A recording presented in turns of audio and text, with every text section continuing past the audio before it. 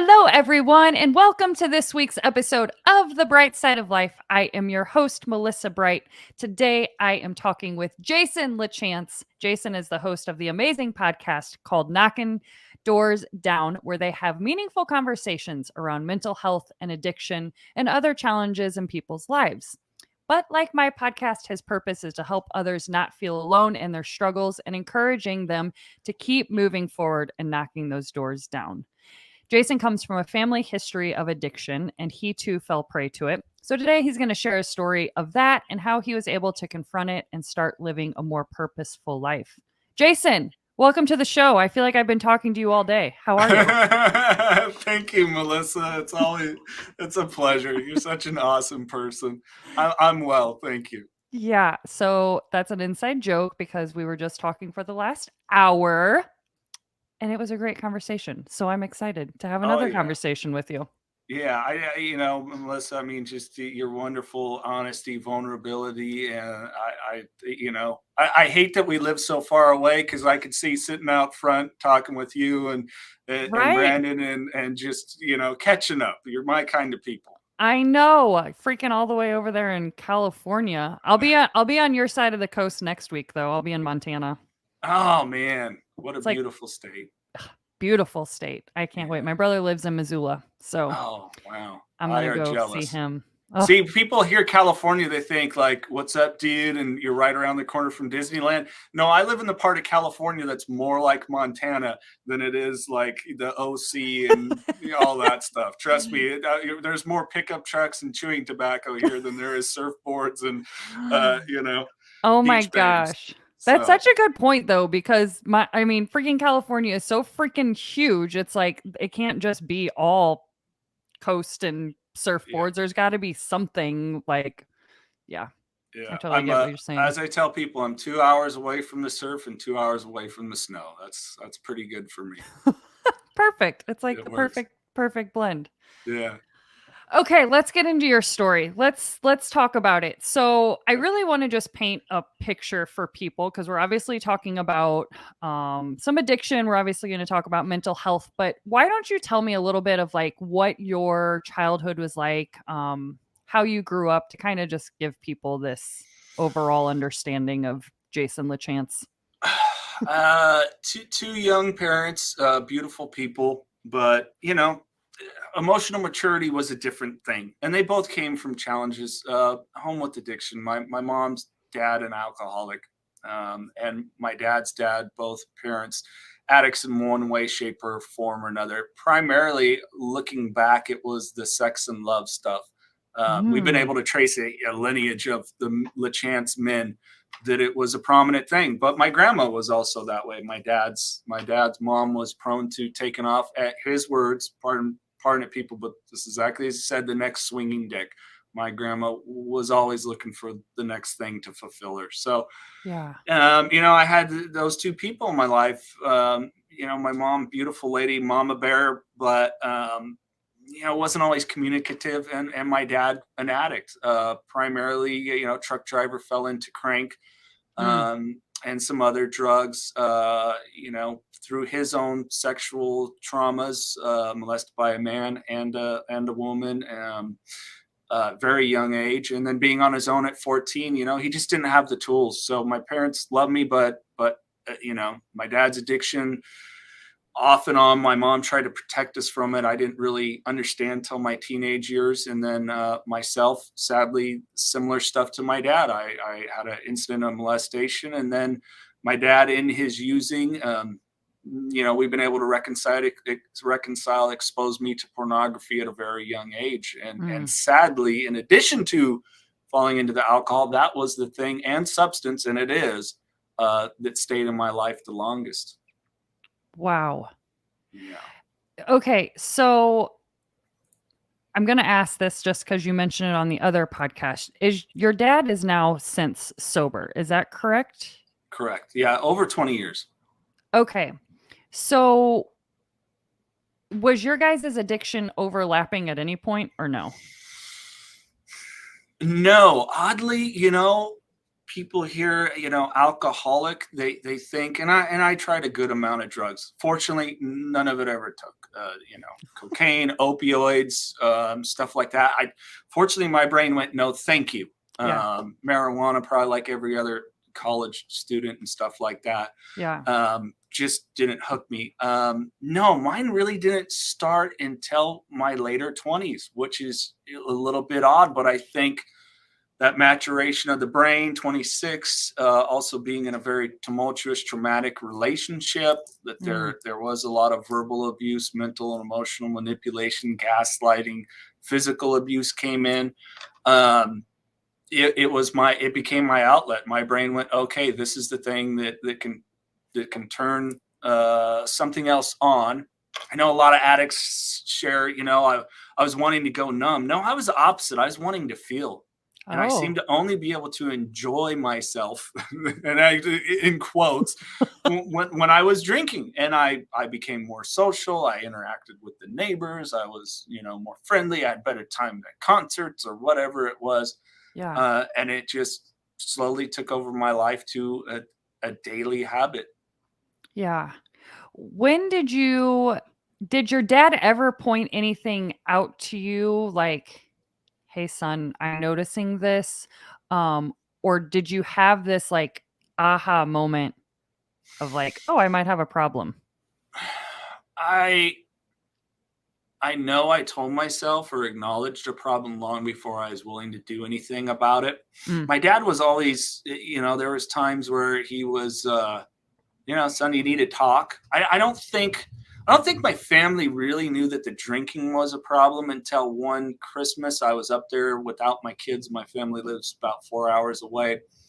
And the next morning, my brother comes to wake me up and sees that there's 12 empty beer cans that were consumed long after everybody went to bed. And I did my fair share of the amount that was sitting on the counter from the party the night before. I think that was probably the first clue in that something's going on with Jason. We don't know how to talk with them about this. Yeah. Okay. But dad never went, you have a problem, you need to solve it right away. Or anything. He's just, Sonny, you need to talk. I'm here. Right. Because you can't force someone into the acknowledgement of it. You just can't. No. And it doesn't help to shame them, because that's almost like what it feels like. And it's like, well, that's definitely not going to help me, make me feel worse about it, but unfortunately, sometimes people don't know how to say it, like, without shaming you, so it's a hard thing to like navigate.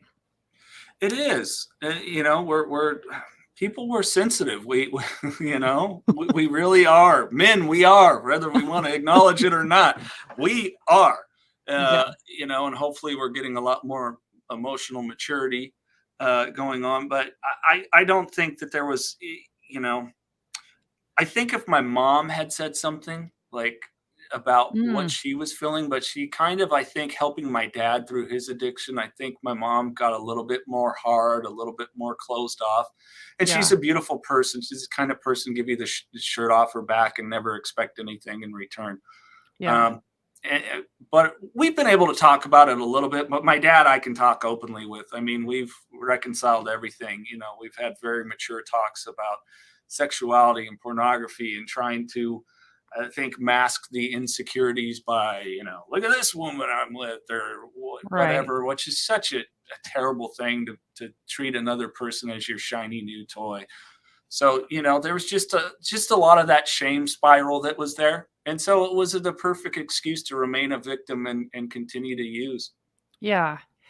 So I was thinking about this before we had this episode earlier this morning, and my parents are obviously no longer here. And so when I started having this podcast and talking openly about childhood traumas and losing my parents and my mom's drug addiction and so on and so forth, I've never had to be like, oh my God, are my parents going to listen to this episode and so on and so forth.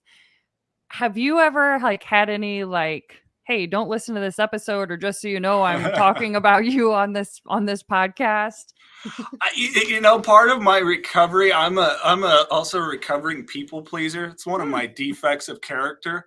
I just can't wear the hat for anyone anymore. I can't go into having conversations like you and I'd had, or this conversation, and just be like, how do I consider this person and their thoughts and their feelings and everything else? I'm just trying to be as genuine and authentic as I can. Right. My dad, I don't think listens, maybe a couple. He was a little surprised. He quite enjoyed when we talked with Caitlyn Jenner, Yeah. which I found fascinating, that he was really open to try to understand gender dysphoria. And, it's the good Walt Whitman, be curious, not judgmental. Right. So that was a really cool conversation to have with my dad, whereas my mom loves Kelly Osbourne, other than all the F-bombs she dropped. So, but she really enjoyed that. So I think she knows what I've gone through. I just don't think she's ready to ever converse about a lot of this stuff. Yeah. Because I acknowledge it plenty. My mom and dad did the best they could with the tools that they had, and my Right. mom went above and beyond. So at first I was a little nervous, like, oh, I'm going to share this, but it's my truth. It's my truth as I know it. And yeah, I can't sit in what everyone else always thinks. And if they want to judge, or that's on them to decide. I'm not going to listen anymore. Yeah. It's a good point, because, and also, I feel like where maybe both you and I are, and I can't speak for you, but like, I have forgiven my dad for stuff, and just like you said, they were only doing the best they could with what they were going through. Like, I know my dad had an extremely hard childhood in terms of his dad being really hard on him and his two other boys that he had. So I only, like, I realize it. It's just going and going until we learn, like, oh, this is what it is. There's a name for this. This is why we feel or act or whatever. So if my parents were still alive, I would have this conversation with them, or I'd like to think I would. My dad and I weren't that close, but I would want him to know, Dad, I no longer blame you for like how I feel. And so that's what I'm trying to, like, I don't want to sit here and just bash on him and be like that, like, you know what I'm saying? I do. I do. It's a part of shedding, like we were talking, the victim mentality is, we're already survivors by the time we're created and born. We are. Just look at the math. How many of those little cells go swimming to that one amazing egg, and that all these things happen? Like, how could you not believe that, there's a purpose to you? And so I think embracing that from all of it, that, these are the circumstances that we have that can become gifts. And sure, we got to navigate them, and it's tough.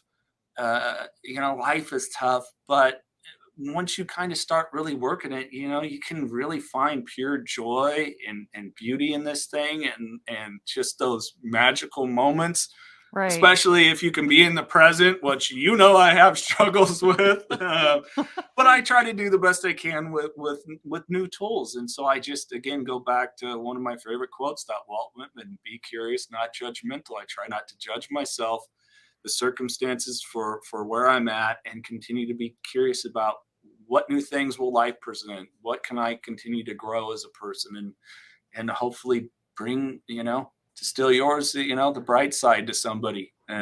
Just be something that's good. I was destructive. I crashed a car. Granted, I did it on purpose, if we want to get into that.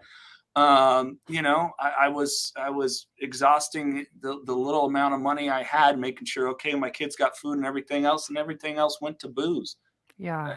So it was just take. And, I've been able to give now in ways that I don't even realize. I know you get messages from people. Thank you for that episode. And you're like, wow, okay, this stuff is serving a purpose. So I'm grateful for it. I'm a grateful alcoholic. I am. Yeah.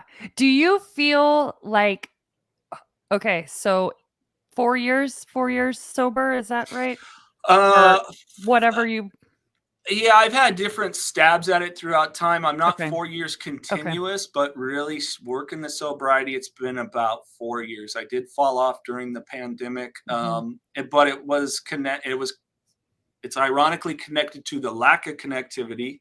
Mm. People with addiction, they think the opposite is sobriety. It's not. It's connectivity. It's really being able to engage, find a sense of community, and all these things. And that was lost. And I let someone continue to be in my life that was looking for me to fill emptiness and stuff like that. I was a very good character player for people, um, and that it is abusive on both sides. When you are people pleasing, you're being abusive too. You're playing a part of that process, and that really just screwed me up. And fortunately, fell off. It was just a night. As I tell, I don't remember driving to the convenience store to buy the beer. I was sober, but I was on the third one, and I contacted two people, one who's now my sponsor, and the other is a beautiful man named Tony Hoffman, who's been a guiding light in my life. And it was like, you're not working this good enough. Let's get on this. So I'm grateful for that. And I'm grateful that, my disease wasn't that of pill popping with things like fentanyl out there and all this stuff that, was able to Yeah. get back on track. Yeah. I want to go back to something that you said about people pleasers and being Yes. abusive on both sides. There is a very interesting thing that I read the other day about people pleasing. And it was like, have you ever considered, and I don't know if this would be an aha moment for you, that you are actually just trying to control and manipulate what other people will think about you? It's That's all about control. That's exactly what it is. You nail it. You are, because if you're sitting there and you're not, you're robbing yourself and that person of any genuine connection. If Uh-huh. you're not being your authentic self, Yeah. and if you are people pleasing, you are clearly manipulating so that that person's perception, like, what an amazing person. Wow, they're so this and that, and they've got it together. You are just presenting a lie. And you're Right. presenting that lie because you want something. Yep. It could be as simple. I want that person to validate me, to say something nice, to fund my business venture, whatever it is. You really are. You are just being a lie. It is just that exchange is bull. Yeah.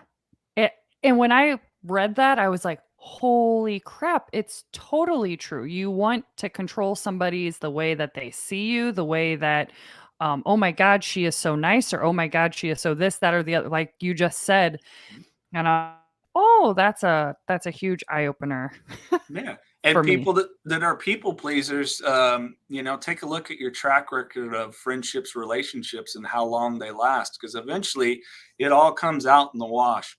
And the reality of who and what you are, you can only sit and hide for so long. I don't care how good of an actor you are.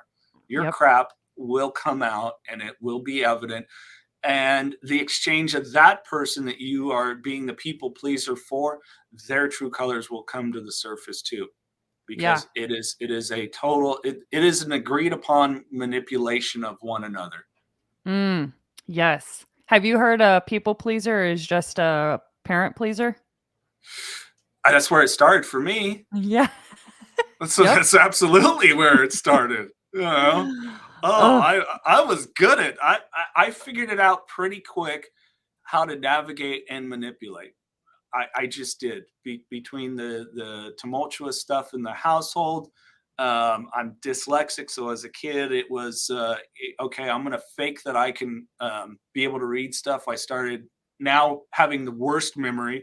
Try to memorize what stuff was yeah. to be able to be in class, to continue to hide because I didn't want to be called stupid again.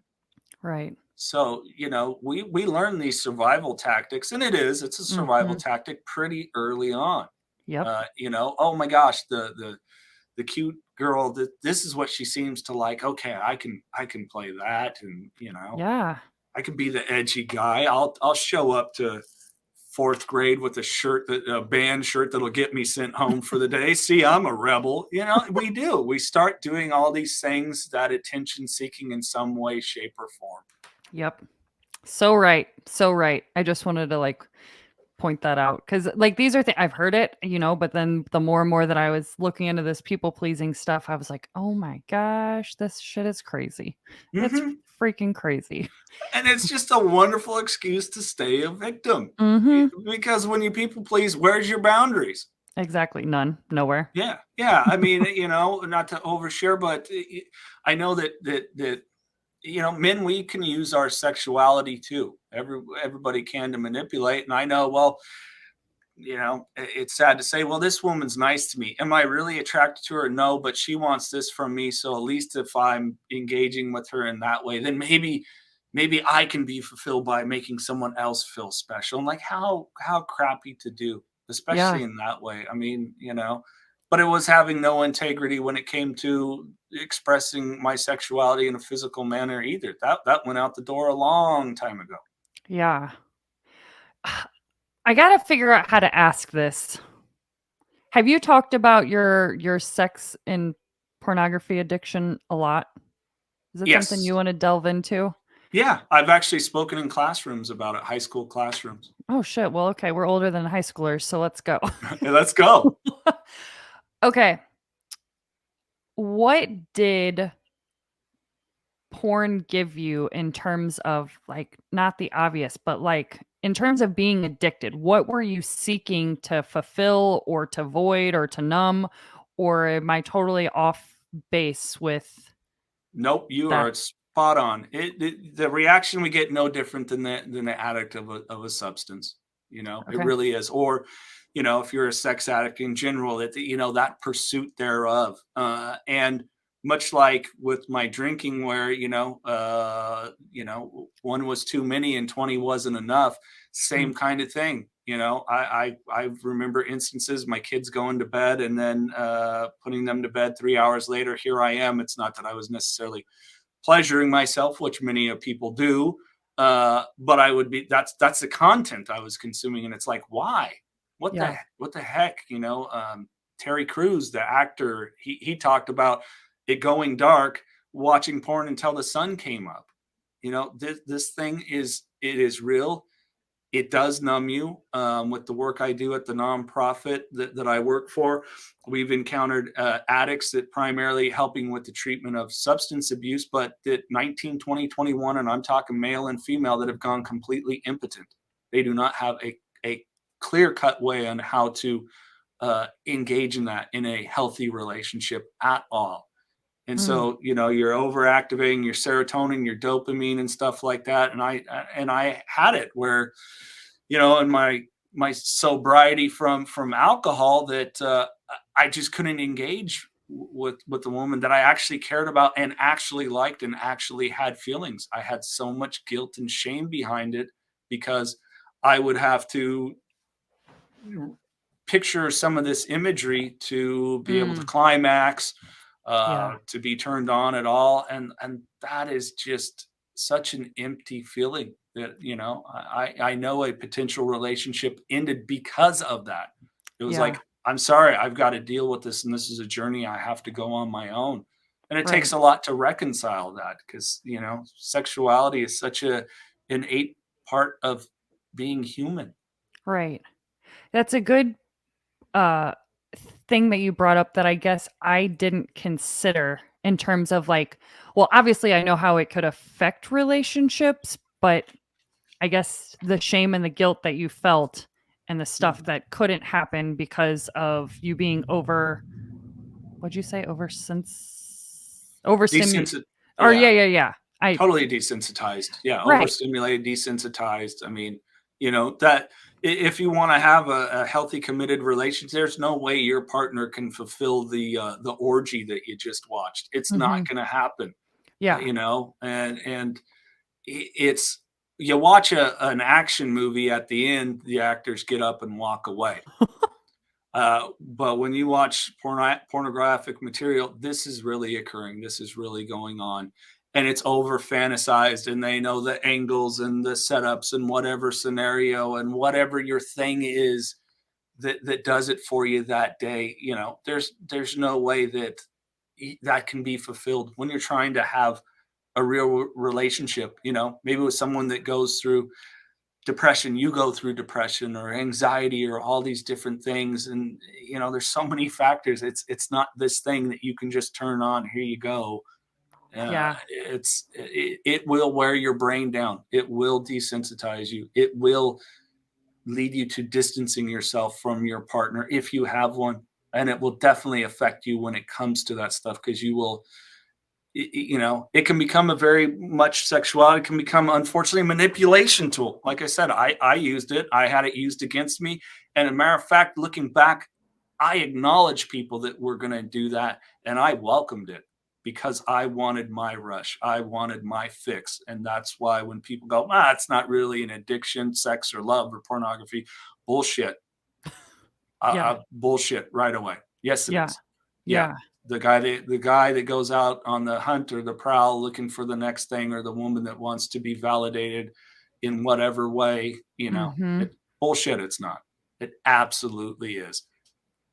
Oh my gosh.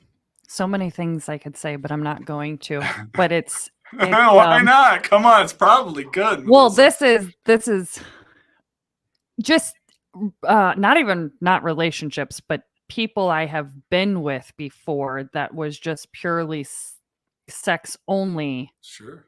It was like how am I trying to say this? Like, you had to impress them for them to like you, validate you. Mm-hmm. But what's weird is now, like, with my boyfriend now that I've been with so much longer now, an actual serious relationship, it actually means more now than it ever did with just flings or guys or whatever.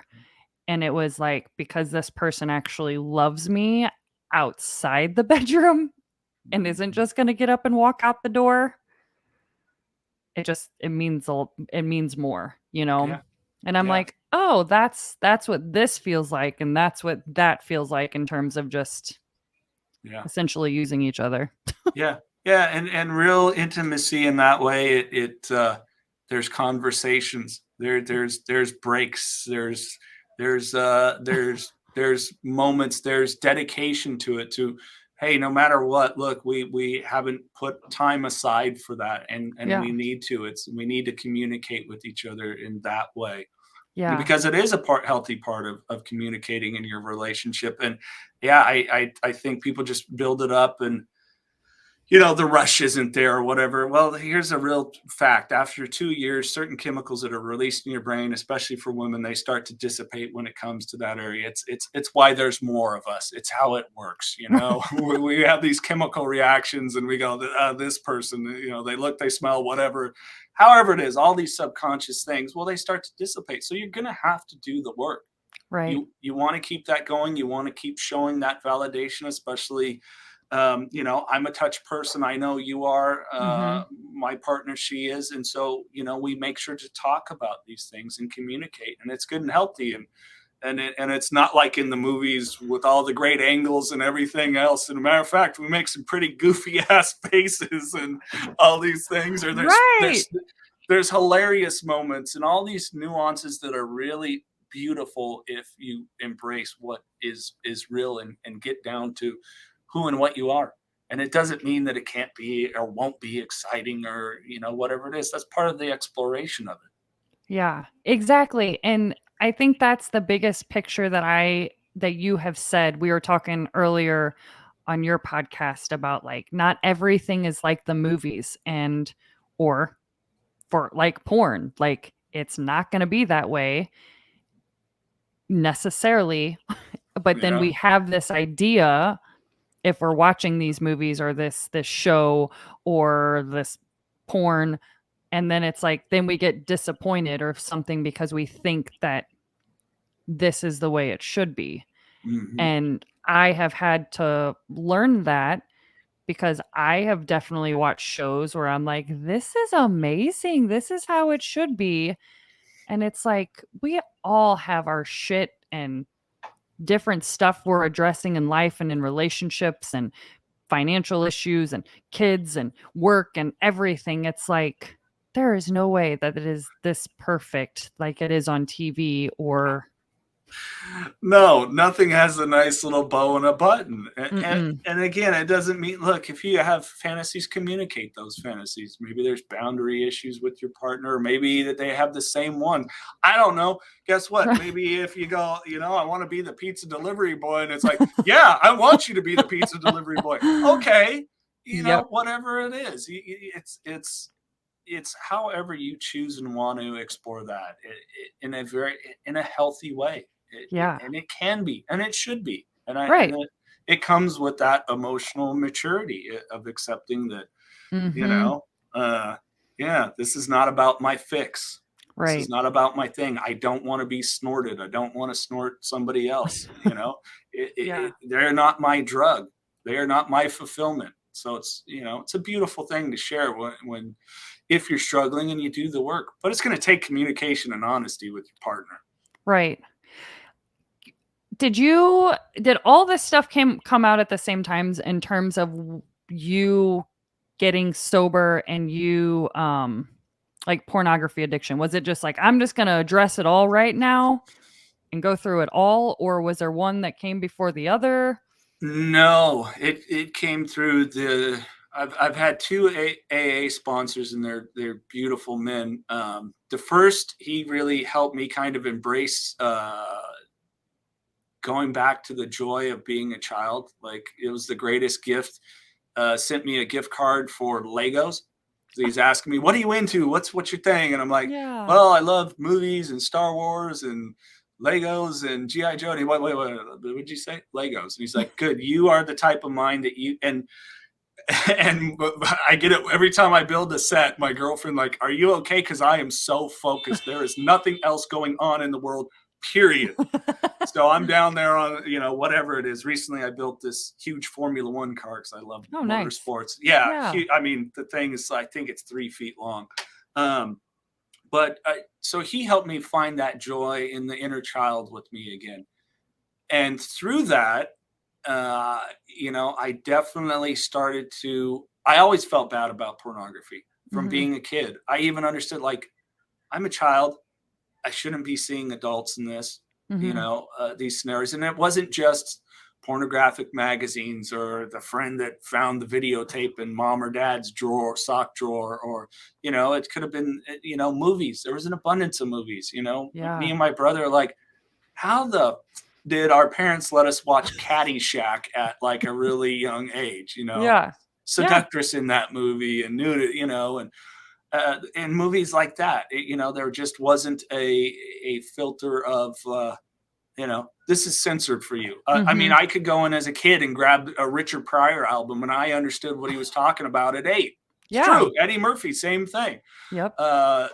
Which I love comedy. So, the irony of it helped the sense of humor, but it was something I always felt bad about. Yeah. Always did. And so the working on that didn't really come until my second sponsor came into play. Okay. And he was a little more rigorous with the rigorous honesty component. Getting honest with yourself. What are you trying to do? And, sharing his truth too, and being like, yeah, man, dude, I can relate. Here's where it led me. And it was like, wow, yeah, that's not where I want to go. I don't want to be a single dad forever that can never truly find a bond and connection with another person, and not looking for them to fulfill me. So it came into play much later, and it took some work. Yeah, it did. It's just like any other thing to put it down. Cause you think about, just the internet. I don't know how many times maybe you're scrolling through whatever social media thing, and all of a sudden here comes something up. And, for me, my 2 substances, son of a bitch, they're advertised to us. Yeah. Yeah. They are. Here's the beautiful woman. And back in my day, man, you wanted to see a woman's backside, you had to go searching for it. Now, everyone's there in a thong bikini on the beach. And, I've had to unfollow friends that are models. It's like, yeah, I can't follow you. And I tell them why. You know, I Yeah. don't want it to be a trigger, and I don't want to think of you in that way. Right. So, you know, no different than driving by the big billboard where it's got the pretty lady in the bikini with the beer, and it's like, here's your happiness. So they really went hand in hand. So for me, it was an aftermath. Get the drinking out of the way, then Okay. start to focus on the stuff underneath. Yeah. Wow. So many questions. I'm trying to like go back to my Breanne Davis episode of like, cause The best. She's amazing. Love her. I'm like, okay, I obviously can see how the porn would affect a relationship, but you correct me if I'm wrong. You were also just seeking relationships or partners just to feel like validated or a fix per se. Yeah, I mean, I think it's kind of the, you know, we all have a duality, right? Like I wanted to be a responsible man. I wanted to have a healthy relationship, but within that, because there was no examples otherwise, Mhm. that, you know, this is how it should go. You know, a Mm, tumultuous, you know, a fiery relationship where you're at each other's throats, and then 2 hours later, you know, it's hot, wild, and steamy. This right. is how it should go. This is what it should be. This is what fulfillment is, and it's all bull. Now, Yeah. a real relationship can seem pretty boring. If your relationship seems maybe it's kind of boring, you're in a good place. You are. Like, we could just talk about our problems. I'm in a relationship. We don't yell. We've never yelled. We've never called each other names. We've never put one another down. Quite the opposite. And that area of our life is amazing. Yeah. So, you know, it definitely was a looking for fulfillment and a drug and a validation to have, you know, the next pretty thing on your arm when you're out and your buddies, wow, man, you know, uh, a lot of those insecure child things of, you know, being a kid that was bullied and put down and picked on and, Right. you know, scrawny and everything else. So yeah, it's just a grown child walking around. That's all it is. I don't know what else to put it. Yeah. It's so interesting to the inner child stuff and going back to being a child. Like this is going to take a weird right turn. Go for it. I love right turns. I'm currently watching a documentary on Netflix because it keeps popping up. It's I Am a Killer. And Okay. it's everybody obviously that they have murdered somebody, and they go through their story of like how they were brought up, and every single one of them is trauma upon trauma. In no way, not in any way excusing their behavior, but they when they start talking about their childhood, um some of them had better childhoods than not, but like their eyes just light up to think of that time, like that they were back there and more innocent than we are now, and not jaded and hurt and stuff. And it's just like, it makes me sad to think about that, because sometimes I'll see me as a little kid and I'm like, man, that's when this is when I was pretty happy and innocent. I feel like a lot of my stuff happened when I was older, obviously, when I lost my mom. Um, but it's like, yeah, we are just all little kids walking around wanting those same things that bring us joy, like Legos or whatever it is. Um, the inner child is Adults, a very interesting thing. we overcomplicate the hell out of it. Dude. We really do. You know, the fancy car, the big house, the trophy wife, or the athlete or famous husband or whatever, you know, yada yada yada. We really do. You know, it's Mhm. like, as long as like I'm good with me at the end of the day, and the three people within my walls, my significant other and my kids, it's like life is good. Do I have a ton of money in the bank? No, we scrape by. uh, we live very, very moderately, but you know what? We're doing a lot better than a lot of other people. You know, we eat Right. relatively healthy food all the time. And, you know, Yeah. it's like I didn't go to bed with an empty belly, neither did my kids. And the next morning we're looking for mud just so we don't feel so hungry or something. You know, Yeah. it's kind of, you keep it in perspective, and you know, Gratitude every morning. First thing I try to think about, what am I grateful for? Exactly. And something that like, are you a person that ever needed, something that I learned with my boyfriend as we've talked so much about him is chaos was a very big part of my life. I moved 14 times before I even went to high school in terms of schools. So sitting still, no conflict, that's fucking weird to me. Right? The first time he called me on my bullshit, he was like, you just need an argument. And I'm like, no, what are you, the last thing I want to do is argue. And didn't want to actively argue with him, but it was like, yeah, peace is foreign to me. That's so weird. Yeah, and we can get in that mode, like you and I talked on my podcast of control mechanisms. Because it doesn't. Was there a purpose to the argument? How was the argument conducted? Did we throw out things that we didn't want to, shouldn't, and never should say? Which then, oh, good God, we better make amends for that quick. Right. What was the purpose behind it? Was it a discussionary one, or was it simply and because you feel that inner chaos, we want it to reflect outwards, and so much of how we walk through life has to do with what we're feeling inside about ourselves.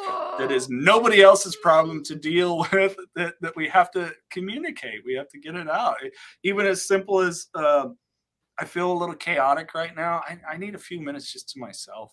Like, I'm afraid I could lash out, or I'm in a bad mood. I say this often. I've had to say it to my kids, with stress lately, especially my poor daughter. Is I'm not in a good mood. I want to hear what you have to say. I'm there for you, but I can't do that right now. Give me a little bit of time, please. Yeah, exactly. It's tough. It's tough. I know. It is so tough. It's tough for me because Brandon in so many ways is like just a really good role model in the fact that like he doesn't have anger issues. He does not react to stuff. Like he owns his own painting business. He's got a lot of shit going on all the time in terms of handling customers' needs and stuff like that. He just doesn't react. He doesn't get freaked out. I do, because that was the people pleaser in me. I'm like, is your customer upset? Are they whatever? And he's like, no, this is just normal and I'm going to handle it. And I'm like, I need to see that to be like, it is okay. We're just going to figure this out. And not always be reactory. Yeah. Well, and I think it's important to push our baseline behavior upwards, and I don't think I've ever talked with anyone about this, but just, hey, this was our norm. This was our reactionary norm. But if I start working a little bit different, you continue to do that. Our brains are, they're elastic. We can create new neural pathways. That's how people that, I say I've been restored to sanity, which is a big part of 12 steps. People go, what? And I'll touch on that maybe in a second, but your baseline behavior moves up to where all of a sudden, you're practicing these things. It's no different than a sport, doing art, playing music or whatever. All of a sudden that becomes your baseline, and you can continue to push it up. And you just have to watch that defect, because the brain can reconnect to the negative. That's how, people want to know why relapse. Well, yeah, you got a crazy amount of stress. The significant others lighting you up at home or whatever it is. The boss is getting at you. All these things, they trigger all this negative stimuli, and your brain can quickly go to that substance, that action, be it, that beer, that drug, that woman, that pornography, whatever it is, can quickly jump back to, remember this thing, it released serotonin, dopamine, all these different things, and you will get into escape, because that's what you need right now. And it's part of that mastery of self that you have to check. Absolutely. That's why we have sponsors and people that keep us accountability in programs, and coaches like yourself that they can sit and talk to. Yeah. It's so very true. And it all stems back. People know I talk a lot about this, is just awareness. You have to be aware of these patterns, thoughts, beliefs, addictions, whatever it is. So then when it does happen, something triggers you, what to like, oh, I can't respond and the way that I normally do or would like to. And I know Brandon can say for me that I've definitely changed a lot in that, in the way that like I handle situations. There was an instance, I would say probably a month ago, that we were both joking with each other, but we were both like, it seemed like we were both serious and we didn't know the other one was not serious. And I said something with him serious, but it was a joke. And he looked at me and he's like, "What the hell did you just say to me?" But he was joking and I thought he was serious. It just brought me back to my dad immediately, and like tears filled my eyes. And I'm like, I just disappointed this person. I just disappointed this person. And I walked away. I didn't say anything to him. And I walked in my room, cried for a minute because I'm like, this is so about my dad. Like something my dad would say to me, like, "What the hell did you just say?" And I walked out and I said, "So the reason why I left is because that was nothing to do with you." And he was just like, "Thank you for telling me." But old Melissa would have reacted quickly and would have yelled and it would have been a whole thing. If it wasn't annoying to the listener, I would clap louder. That's awesome. That's so awesome. Do these. Yeah, the snap. What are we, beatniks now? All of a sudden? Up next on the stage, Melissa Bright is going to do an introspective poem. That is hilarious. I'm proud of you. That's awesome. Thanks. It doesn't always happen that way, but you know, it's not 100% in terms of, I think I'm like 70% getting better at like and that's not okay. reacting. Listen, that's okay. Like, you know, that recognition of it's, you know, there's I don't think there's a finish line. Like I'm going to always have to check no matter what. And at different times, my alcoholism and maybe that desire to, you know, there's the gal in the big bikini. Oh, I'd rather see her nude. What, you know, I got to stop my brain. It's my brain. Yeah. It just is. Yeah. You know, I'm the one that has to know that these things are harmful and uncomfortable, you know, right? Because they cloud my reality. They cloud the way that I interpret reality. Thus, what becomes my reality? You know, everything is taking place up here. Right. And in a world with so much, God, how long have we been in disinformation, misinformation, and the chaos of we're not going to get into, well, I don't see it as politics. I see it as human rights, but the lockdown and all these different things, it's just, we've got so much like chaos external of us that why add more to what's internal? Yeah. You know, I just have no desire anymore.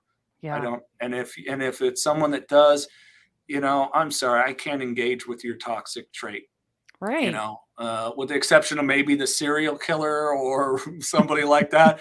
Generally, people overall are not toxic. Toxicity is certain traits. And if it doesn't jive with me, you know what? Best to you. I just can't interact with you. I'm sorry. Yeah. And that's huge for you. That's the boundaries we were talking about. Yeah. And which was the hardest thing for me to do, Melissa. That was the hardest thing to establish because I think it was my brother. I don't remember who said, you know, you have such a big heart, but you can't love everyone because it's robbed you of so much of loving yourself. And I was like, oh crap, he's right. You're right. Yeah. You know, I know it was because I went, you know, hey bro, it you know, it hurts my feelings when I reach out to you because my big brother was more of a father figure. I mean, taught me how to drive, taught me how to tie my shoes, taught me how to ride a bicycle. You know, so many things that he's there. One of the most beautiful people, and I'm so fortunate to have him as my sibling. Yeah. You know, I was like, hey bro, you know, it hurts my feelings maybe when you don't respond to a text or return my call. And he went, you know, it was as simple as, I love you.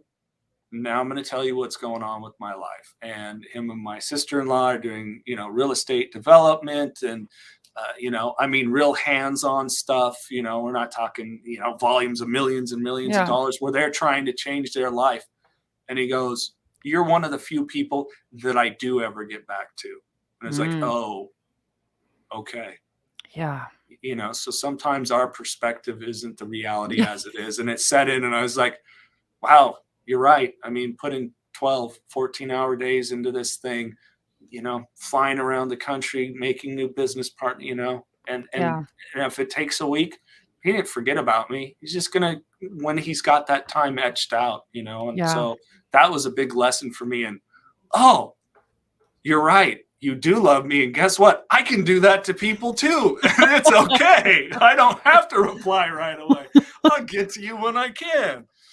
Oh my gosh, that is so huge. And it was brave of you that you said that, because maybe like Melissa would have been like, I don't want to offend them, or I don't want to disappoint them and like make them feel guilty for not getting back to me. But that is how you honestly felt, and I have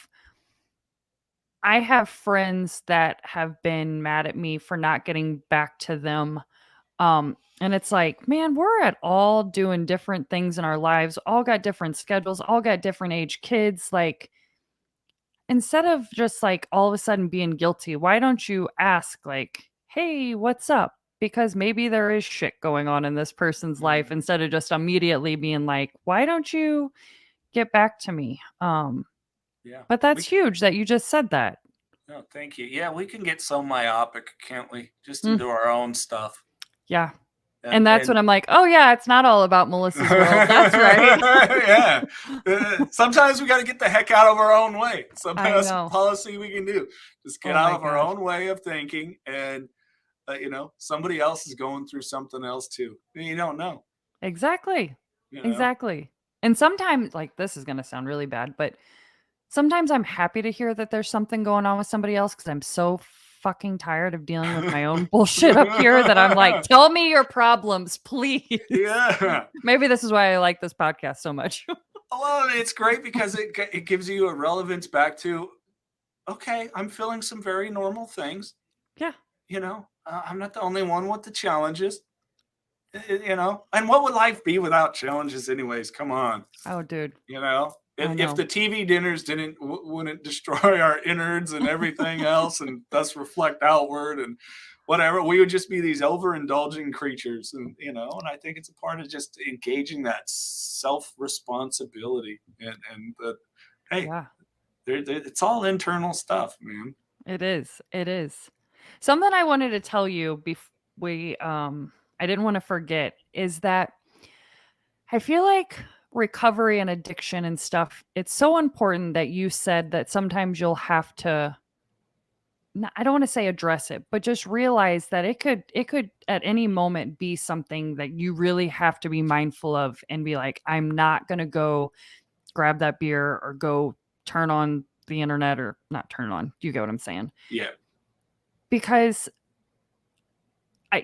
for people with addiction, they might think like, oh, I could just be cured and then it's just finally over and I can wash my hands of it. And for people to say like, it is a process, it can constantly be a thing. I don't want to say constantly, but you're open about that. Like, you might still have to check yourself every now and again. And I feel like that just makes you humble and makes other people be like, gives them permission to be like, oh, okay, like I'm not the only one that's not thinking about going to grab a beer right now, or whatever it is,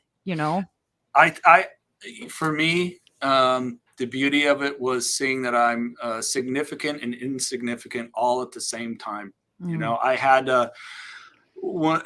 glad you brought this up. So that restored to sanity moment, that anyone 12 steps, it's in there, you will be restored to sanity. And I had one of those beautiful moments. I was, I do a lot of event hosting. This one was ring announcing for an MMA event.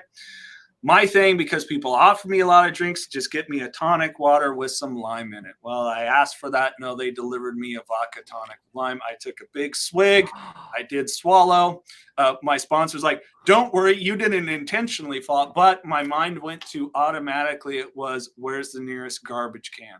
My mind played it out so fast that I could get away with it. Anybody here that does know I'm an alcoholic, they're already kind of drinking anyways. They probably wouldn't notice if I had just this one.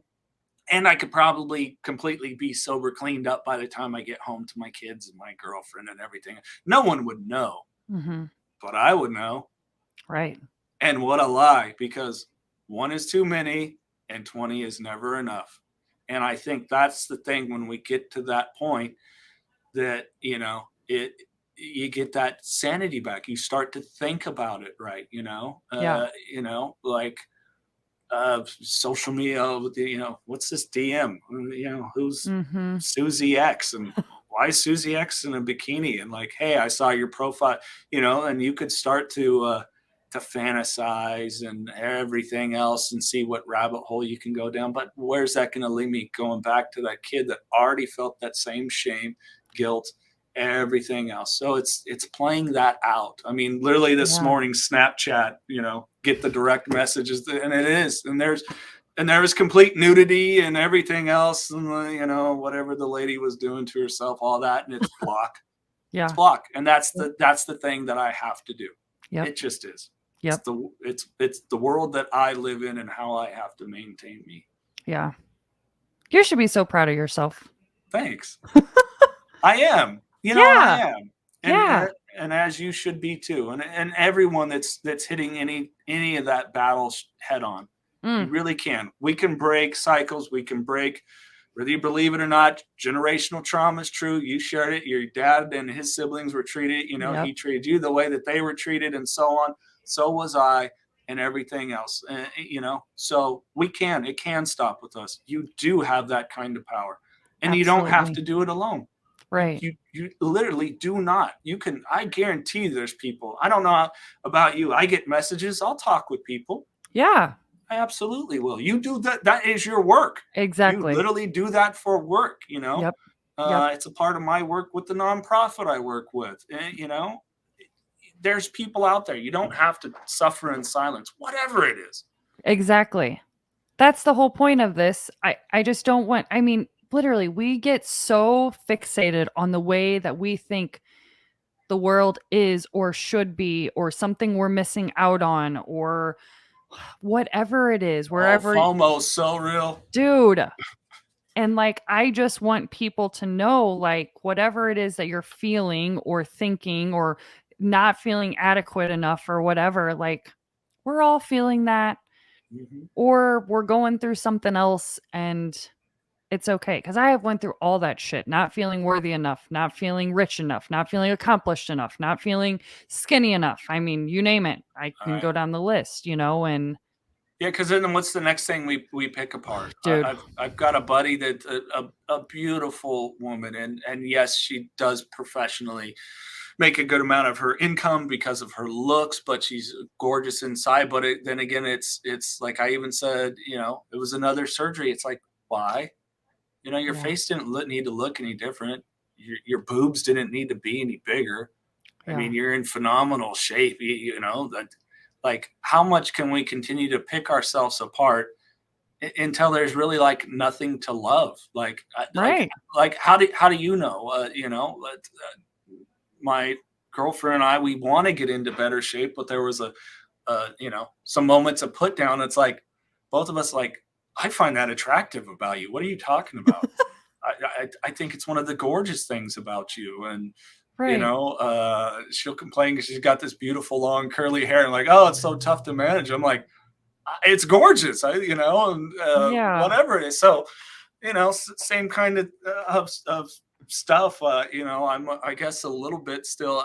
I don't look crazy dyeing my beard still, so I still do it.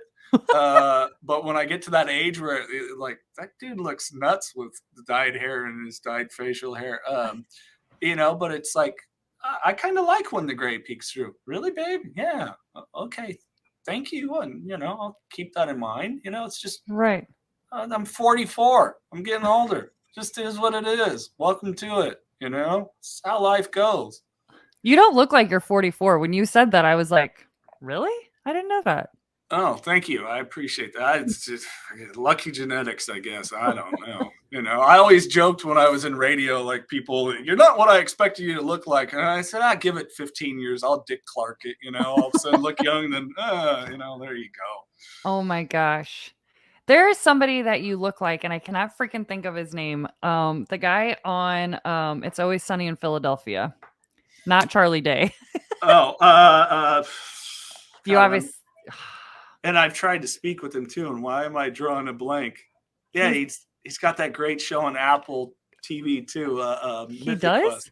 Yeah, it's called Mythic Quest. He, gosh darn it, phone's coming out because All right, fair Rob enough. McEllery. Thank you.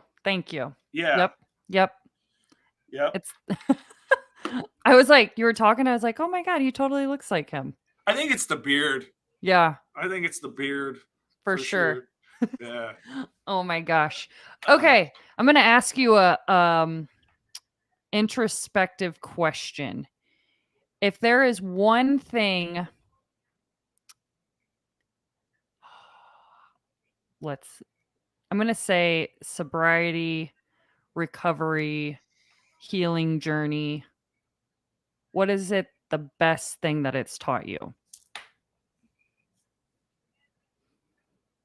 Faith. I even as a kid, and I didn't grow up in a very religious home or even spiritual, and even as a kid that went to Catholic private school and stuff, but my sponsor, he's just amazing. Hopefully he'll watch this so he knows, because sometimes he thinks he's a douche, which he is at times, but in a loving way. Exactly. Was that when he communicated to me, I was like, I believe there's a higher presence. I think we're all here for a reason. I think we all can find that if we do the work. But I don't know that it loves me. And once he communicated in a way, he's like, it's the God you do business with. You can't tell me you don't feel good when you say something nice to your friend, that all of a sudden, you exchange that serotonin. There is an exchange there when you compliment someone else. You do get something back, whether you realize it or not. Right. And all those things are being a service. And then I switched it to the God I do business for. And once I started to do that and kind of find a place that, within myself that I have a good purpose, just maintaining faith, keep doing the next right thing. Right. And sometimes stuff oddly just works out when you do that, when you just put the effort towards doing the next right thing. And sometimes the next right thing is making amends verbally, better yet, behavior wise, is even better, or the both of them. It just life seems to work out. Yeah. And it doesn't fit with the nice little bow and ribbon that you might like, and because you can't box anyone else in because you don't want to be boxed in. Mm-mm. So gosh, yeah, faith helped me start to love myself, say nice things to myself, changing of behaviors, getting things out that make me feel guilty and shameful. I don't have to carry that anymore. I've literally found another person that knows all of my crap, and says the most wonderful, loving, kind things to me, even when I'm a little bit distant, focused in my Legos, doing research for work a little too late when I should be in the moment. I just keep doing the next right thing, and it seems to work out. I love that. I love that so much. And Faith, that totally surprised me, but it's so important. I'm even going through my own stuff right now, and I'm like, what if I just believed that everything will work out? Why do I everything always has worked out. But then you start doubting it, and then you're like, well, this sucks. But then it's like, no. And then as soon as you do believe or have faith or whatever and kind of stop worrying about it, then it all starts to flow, and you're like, yeah. Well, that's two people that, because of our traumas, Melissa, that like to have our hands on the wheel. My friend, I'm going to encourage you. I'm going to check in with you from now. I'm sending you DMs. Are you taking your hand off the wheel today? And throw it back at me. Oh, geez, I know. And once we kind of start to do that, and just, we get presented with options. Just do the next right thing. Do we need to blow up the significant other? Do we, like you did, where you went? I just commend you so much for I'm going to go to the room. I'm going to cry this out. I'm going to own my thing. I'm going to come back out, and then we're going to talk it out. Yeah. It really is. Oh, so huge. So huge. Yeah. Jason, yeah. How can people find out more about your podcast and all the cool shit that you are doing? Oh my gosh, there's too many. I'm sorry, people. I'm the most busy podcaster that's the least known. Knockin Doorz Down. You can find at kddpodcast.com. So many great conversations. I mean, from Charlie Sheen to Kat Von D to Kelly Osbourne, so many wonderful people about their traumas, difficulties, that they've been through, struggles. Gosh, there's so many people. I wish I could talk for hours about that. I also work with a beautiful organization that I'm honored called Parents and Addicts in Need, painnonprofit.org. If you want to find out more about that, we do awesome work. We are here in California in the Central Valley, the leading resource. We work hand in hand with law enforcement, the DEA, on this fentanyl crisis. This thing is taking our young people. You think the numbers were bad, and not to downplay anyone lost from COVID, because it's, it happened. It was real. We all probably know someone.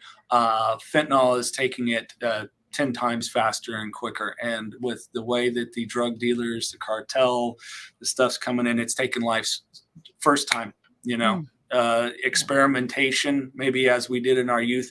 It's not the same. Nope. We have many reports of young people the first time they think they're buying a fake Xanax or something, and no, it's laced with fentanyl, or the person mixing it, they're not a chemist, and here it is, they're gone. So I'm incredibly passionate about that education, because all those, it's not just the person under the bridge anymore. We're talking about homes with good income and parents that are loving. So if we don't get this out there, I'm just worried. I think it's our biggest crisis facing this country right now, amidst all the confusion that's being thrown at us. And it is. Yeah. And in addition to that, I still have some fun. I'm a rocker from way back when. I do a thing called Crewcast, CRUE, all about Motley Crue. It's a kind of a behind baseball look at Motley Crue, from interviews with people that have worked with them, deep diving with other fans into song lyrics and all this stuff. It's just when I can have the shits and giggles, so to speak, and just enjoy a band that's meant something to me since I was 6 years old. So, good times. Yeah. Like, he does that all in just 5 minutes and has the rest of the week, and he just lays on his couch. Well, I do a financial podcast too. Oh my gosh. So it's called, if you look up Planned Solutions, it's funny. If you look Planned up, you'll get Planned Parenthood's podcast, then my podcast second on any index. It's just knowledge about finances. We can't by law lend any advice or anything, but stuff maybe just to educate you, because we are going through a crazy financial climate. So maybe something in there for you. Yeah. With that. And I do it with my best friend since I met him at 3 years old. So it's a real honor. And he's got a doctorate in this stuff. So, he's the educated one. Exactly. Yeah. So thank you. This has been a pleasure. Sorry. I told you it's going to be a lot to throw out there. It's okay. I knew you had a lot of stuff, but that's okay, because you never know. The Crewcast might be somebody's cup of tea, and the financial stuff, you never know. Well, and the amazing thing through it is I have found more Motley Crue fans that have a similar story to traumas and addiction issues than I would have ever have thought. Wow. That they're like, wow, I heard you say that, you struggle with, so did I. And that irony of being a Nikki Sixx fan as a kid, thinking he was the coolest guy on the planet, for somebody that's become an example of recovery. I mean, Jesus, that guy should have died 75 times. Right. So it's just it all seems to hang in and be this all-encompassing thing. So I know somebody's taken the handle Podfather, but I should be up there somewhere. You should definitely be. You be the Pod Son. The Pod Son. It doesn't sound good. It doesn't sound good. Wait, if Darth Vader said it, it would sound really cool. Yes, it would. It would. Okay. I have one last question for you. Yeah. In your own words, what does the bright side of life mean to you? Boy, wow. I'm a crier, just so you know. Cry it out. I'm 44 years old, and I know you felt this too. I never felt a sense of home. Mm. And for the first time in my life, I can come in, and even though there's problems, I experience real joy, a real sense of what home is. It's not a house, it's now a home. And boy, just knowing that even on my hard days, suffer with anxiety and depression and all these different things, that I have a purpose. And to me, it's just such a wonderful thing when I can enjoy the little stuff now. A great conversation, making a new friend, because I'm gonna bug you now. Seeing my children smile, Cassandra, my girlfriend, those belly laughs, just really enjoying the little things now, not taking them for granted.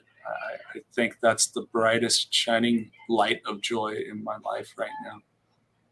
I love that.